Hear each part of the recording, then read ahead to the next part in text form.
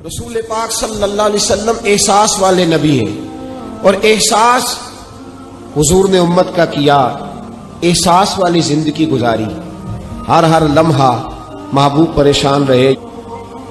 نبی پاک صلی اللہ تعالی علیہ وسلم کی حدیث اور روایت کرتے ہیں حضرت سلمان فارسی رضی اللہ تعالیٰ عنہ، اور ساتھ ہیں سیدنا بلال حبشی رضی اللہ تعالیٰ عنہ۔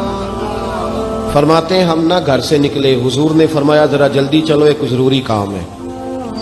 فرماتے ہیں بڑی تیزی کے ساتھ آج روٹین سے ہٹ کر محبوب نے تیز تیز قدم مبارک اٹھائے، تیز تیز، اور فرماتے ہیں ایک گلی ہم نے کراس کی، دوسری گلی میں جو پہنچے تو پھٹے پرانے کپڑے، سادی سی بیوی، اور حالت بتاتی تھی کہ بیچاری کسی غریب گھر کی ہے، وہ سڑک پہ کھڑی تھی اور رو رہی تھی۔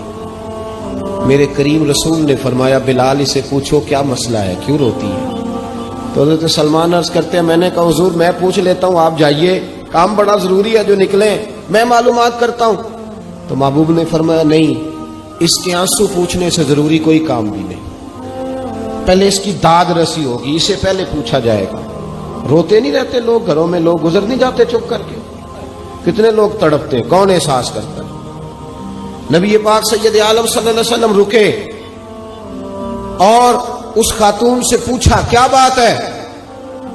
اس نے کہا کہ بات کوئی بھی نہیں، میرا ایک ہی موٹا سا مسئلہ ہے۔ کہا وہ کیا؟ کہنے لگی میں غریب ہوں، اور غریبی بذات خود بہت بڑا گناہ ہوتی ہے، لوگ بڑا جرم سمجھتے ہیں اس کو بذات خود۔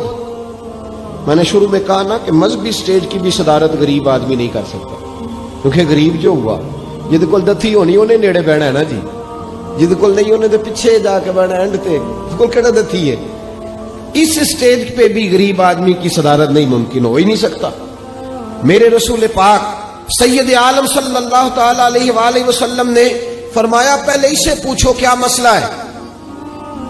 وہ کہنے لگی میں غریب ہوں، بوڑھی ہو گئی ہوں، ساری زندگی غلامی میں گزاری ہے، تیل لینے آئی تھی 5 دینار کا، بوتل میں تیل بھروایا ہے، اور اب بوڑھی ہوں نا تو کمر درد کرتی ہے، پیر پیچھے موڑا ہے تو میں گری ہوں، تیل زمین پی گئی ہے، اب زمین تو واپس نہیں کرتی، لیکن واپس جاؤں گی تو ایک یہودی عورت کی ملازمہ ہوں، وہ درے سے مارے گی، کھال ادھیڑ دے گی، میں بڑی پریشان ہوں، اب نہیں مار کھائی جاتی، ہڈیاں بوڑھی ہیں، قربان جاؤں۔ حضرت بلال کو حضور نے حکم دیا، فرمایا دوڑ کے گھر جا 5 دینار لا۔ فرماتے ہیں 5 دینار لائے، تیل خرید کے دیا، وہ پھر رونے لگی۔ فرمایا آپ کیوں روتی ہے؟ اس نے کہا بتایا نا غریب ہوں، غریب کا جرم کوئی نہیں ہوتا، لیکن پیس دیا جاتا ہے، پھر بھی مار تو اب بھی پڑے گی، اب کیوں پڑے گی؟ تو عرض کرنے لگی محبوبہ مار اس لیے پڑے گی کہ دیر سے کیوں آئی ہے۔ تو میرے کریم رسول اور وہ بی بی حضور ابھی آئے ہیں مدینہ طیبہ، امام یوسف صالحی فرماتے ہیں ابھی آئے تھے حضور، سبل الہدی والرشاد کے مصنف کہتے ہیں ابھی آئے تھے نبی پاک، وہ جانتی بھی نہیں تھی۔ تو سید عالم صلی اللہ تعالی علیہ وسلم نے فرمایا اچھا مار پڑے گی؟ کہا ہاں۔ او بھائی کونسلر جو کل آپ کو کہہ رہا تھا نا میں آپ کا خادم ہوں، کونسلر بے گناہ، بلکہ ہمارے SHO صاحب اگر چودھری پہ پرچہ آ جائے تو اس کو ٹیلی فون کر کے پوچھتے ہیں صاحب جی تہاڈے خلاف درخواست آئی ہے، کی کرنا ہے؟ تو غریب آدمی بیچارہ، اس کی غلطی یہ تھی کہ وہ غریب تھا تو اس نے ریڑھی لگا لی چوک میں، اس کو دبوچ کے لے گئے، تینوں پتہ نہیں اتنے نہیں کھلوئی تھا، تو اس کے پاس کل انویسٹمنٹ ہی 5000 تھی، سارا لے گئے۔ پھر وہ کونسلر صاحب کے پاس چلا گیا، سر میرے نال چلے آجے ذرا میں تھانے جانا ہے۔ انہوں نے کہا گڈی کرائی آ، پیسے ہیں نہیں ایویں تھانے جائیدا ہے۔ اب وہ گاڑی لایا ہے، پتہ نہیں کہاں سے لایا ہے، تھانے پہنچا ہے، اور یہ ہے ہمارا حال کہ وہ SHO بھی بیٹھا ہے کرسی پہ اور کونسلر بھی کرسی پہ بیٹھا اور وہ غریب پیروں میں بیٹھا ہے، اور ہاتھ باندھ کے کہہ رہا میری ریڑھی دے چھڈو، میریاں 4 دھیاں نے تو میں شامی کھانا کھڑنا ہے۔ کدھر گیا امت کا وہ ذوق؟ ساری زندگی نعتیں سننے والوں بتاؤ تو صحیح نعت نے تاثیر کیا دی ہے روح؟ اگر ابھی بھی گھاڑی غریب کے پاس کھڑی نہیں ہوتی تو پھر کیا اثر ہوا ساری زندگی نعت سننے کا؟ میرے مصطفیٰ کریم سید عالم صلی اللہ تعالی علیہ وسلم نے فرمایا اس خاتون سے یہاں کونسلر ساتھ نہیں جاتا، کہتا ہے کر دیا ٹیلی فون، سویرے 9 بجے پہنچ جانا، اور کائنات کی سب سے معزز شخصیت حضرت سیدنا بلال حبشی رضی اللہ تعالیٰ عنہ فرماتے ہیں میرے نبی پاک نے فرمایا بی بی چل میں تیرے ساتھ چلتا ہوں. گویا اللہ کی ساری رحمتیں اس کے ساتھ ساتھ چلنے لگی. اور آگے آگے نہیں, ساری کتابیں پڑھ لو, وہ پھٹے پرانے کپڑوں والی بی بی آگے آگے اور اللہ کے کریم رسول پیچھے پیچھے. ساری گلیاں اس نے پھرائی, مدینے کی صحرا آ گیا. ایک دروازے پہ دستک دی, سے مالکن آئی. وہ بی بی بعد میں کہتی ہے میں بھی بڑی ڈاڈی تھی, طاقت ہی نہیں تھی میرے سامنے کو کھڑا ہو سکے, لیکن جب میں باہر نکلی تو میں نے نور کے حالے میں لپٹی ہوئی ایک عظیم ہستی کو دیکھا.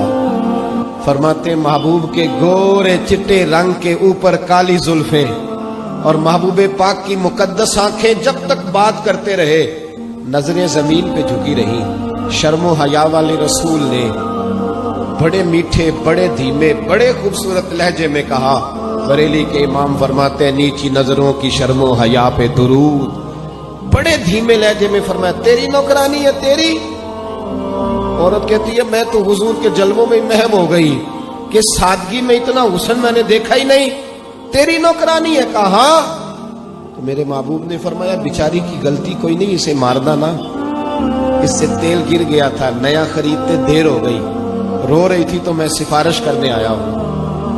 وہ خاتون کہتی ہے کسی کی نہیں مانی تھی, پر محبوب کے جملوں میں تاثیر اتنی تھی ککھ سواد نہیں مشری اندر اسا کھنڈا می چکھ ڈٹھیاں انہاں ساریاں شیواں نالوں گلاں سجن دیاں مٹھیاں. فرماتے ہیں نبی پاک صلی اللہ تعالی علیہ وآلہ وسلم نے فرمایا کچھ نہ کہنا. کہنے لگی نہیں کہتی, میرا وعدہ رہا, کچھ نہیں کہوں گی. اب میرے حبیب نے پھر نظر اٹھائی اور اس غریبنی کی طرف دیکھا اور فرمایا تو اگر کہے تو میں جاؤں, تو اگر کہے تو میں خود بھیک دے, خود ہی کہے منگتے کا بھلا ہو, تو اگر کہے تو میں جاؤں.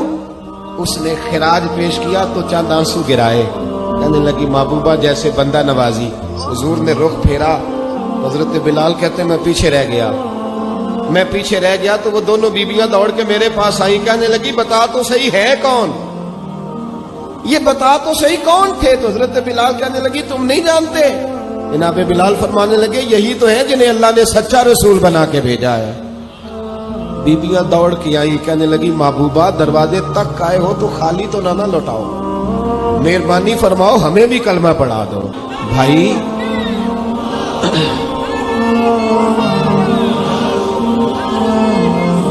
اگر دولت احساس ہے نا پھر تو زندہ ہے. جو زندہ ہوتا ہے اس میں لچک ہوتی ہے, جو مر جاتا ہے وہ اکڑ جاتا ہے. اگر زندگی ہے تو پھر احساس ہونا چاہیے. اگر تیرے اندر زندگی ہے تو پھر احساس ہے, اور اگر تیرے اندر احساس نہیں رہا نا تو پھر زندگی زندہ دلی کا